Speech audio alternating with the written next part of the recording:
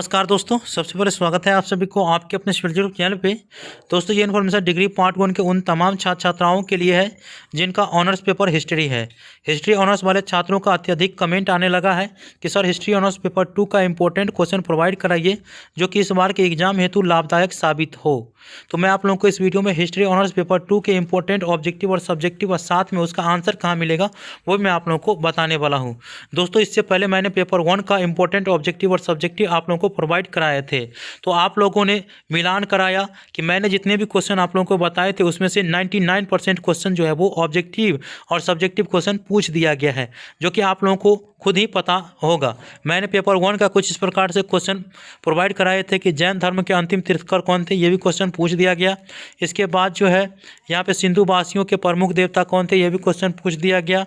इस प्रकार से जो है गौतम बुद्ध का जन्म, सैंधव घाटी सभ्यता की खोज, ऋग वैदिक के सर्वाधिक लोकप्रिय देवता कौन थे, ये भी मैंने बताए थे आप लोगों को। इसके बाद सिक्कों के अध्ययन को क्या कहते हैं, ये भी मैंने आप लोगों को बताए थे। तो ये क्वेश्चन जो मैंने आप लोगों को इंपॉर्टेंट दिए थे 15 क्वेश्चन, और 15-16 क्वेश्चन में से आपका क्वेश्चन जो है 10 क्वेश्चन लगभग क्वेश्चन पूछ दिया गया ही है। तो और सब्जेक्टिव में भी बहुत सारे क्वेश्चन पूछ दिया गया है। तो आप लोगों को ये तो विश्वास हो चुका है कि मेरे द्वारा जितने भी क्वेश्चन दिया गया था वो इम्पोर्टेंट था और आप लोगों के एग्जाम में पूछ दिया गया है। तो जो विश्वास करते हैं वही छात्र मुझे बहुत ज़्यादा कमेंट किए कि सर पेपर 2 का अब इम्पोर्टेंट क्वेश्चन प्रोवाइड कराइए। तो चलिए, पेपर 2 के लिए आपको कौन कौन से इंपॉर्टेंट क्वेश्चन होगा हिस्ट्री ऑनर्स के लिए, ठीक है। तो देखिए, सबसे पहले आप लोगों को जो क्वेश्चन याद रखना है, सेम प्रोसेस है कि आपको कुल 10 प्रश्न दिए जाएंगे और 10 प्रश्नों में से किन्हीं 5 प्रश्नों का उत्तर देना है, जिसमें से प्रश्न संख्या 1 अनिवार्य है, ठीक है। तो ये जो क्वेश्चन पेपर मैं आप लोगों को बता रहा हूँ कि कौन सेलेक्ट किया है, तो रेखा प्रकाशन के गेस्ट पेपर की तरफ से सेलेक्ट किया गया है और उसी के माध्यम से आप लोगों को जो है पूरा क्वेश्चन जो है वो मिला आपके एग्जाम में, ठीक है। तो आप लोगों को इतना तो विश्वास हो गया कि रेखा प्रकाशन में जितने भी क्वेश्चन दिया गया था और इम्पोर्टेंट गेस्ट क्वेश्चन जो भी बनाया गया था वो 110% क्वेश्चन पूछा गया, ठीक। तो चलिए देखिए, पेपर 2 के लिए जो आप लोगों के एग्जाम है तो इम्पोर्टेंट क्वेश्चन है, जैसे देख सकते हैं यहाँ पे कि नीचे दिए गए विकल्पों में से सही उत्तर का चयन करें। पहला क्वेश्चन है कि वाष्प चालित इंजन का आविष्कार किसने किया, इंपॉर्टेंट क्वेश्चन है, ठीक है। इसके बाद है टेलीस्कोप का आविष्कार किसने किया। इसके बाद है मोनालिसा के प्रसिद्ध चित्र को किसने चित्रित किया, तो ये भी आप लोग याद रखेंगे। किस देश के भौगोलिक खोजों की शुरुआत की, किस देश ने भौगोलिक खोजों की शुरुआत की, ये भी याद रखेंगे। निम्नांकित यूरोपीय शासकों में कौन शानदार सम्राट कहा जाता है, ये भी आप लोग याद रखेंगे। इसके बाद है प्रेस विटेरियन संप्रदाय की स्थापना किसने की, ये भी आप लोग याद रखेंगे। इसके बाद है वेल्थ ऑफ नेशंस पुस्तक के लेखक कौन है, तो वेल्थ ऑफ नेशंस के पुस्तक के लेखक कौन है, ये आप लोग को याद रखना है, ठीक है। सप्त वर्षीय युद्ध में कौन पराजित हुआ, ये भी आप लोग याद रखेंगे। इसके बाद है बोस्टन टी पार्टी की घटना कब हुई, ये भी आप याद रखेंगे। इसके बाद है पुनर्जागरण का आरंभ जो शत्रुपात होता है वो कहाँ हुआ था, ये भी आप लोग याद रखेंगे। और पुनर्जागरण का आरंभ हुआ वो कहाँ पे हुआ, ये भी आप लोग याद रखेंगे। और द प्रिंस नामक पुस्तक किसने लिखा था, ये भी याद रखेंगे।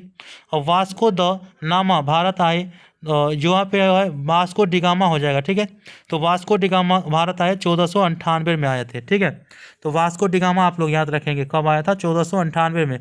वास्को डिगामा ने ही भारत का खोज किया था। इसके बाद है फीप संबंध था, फीप किससे संबंध था, ये भी आप लोगों को याद रखना है। इसके बाद है 15 नंबर क्वेश्चन है शक्ति पृथक्करण का सिद्धांत किसने दिया, तो शक्ति पृथक्करण का सिद्धांत जो दिया था वो आप लोग याद रखेंगे।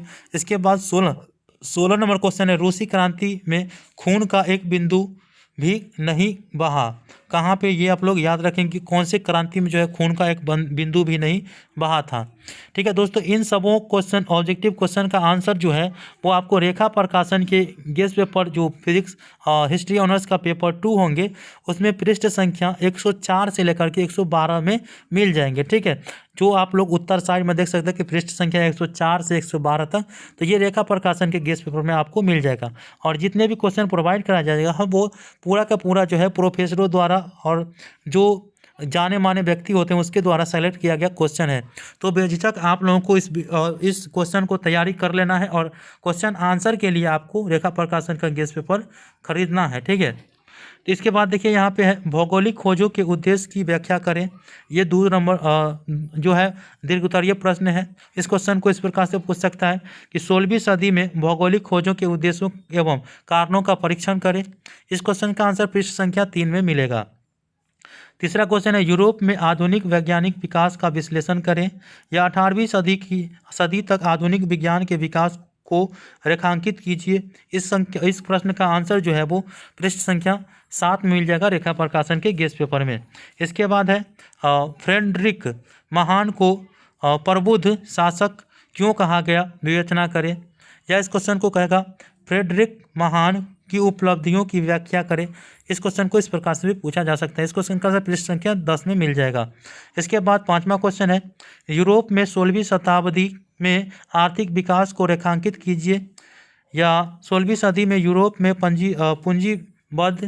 पूंजीवादी के उदय को रेखांकित कीजिए। इस संख्या का आंसर जो है पृष्ठ संख्या 15 में मिलेगा।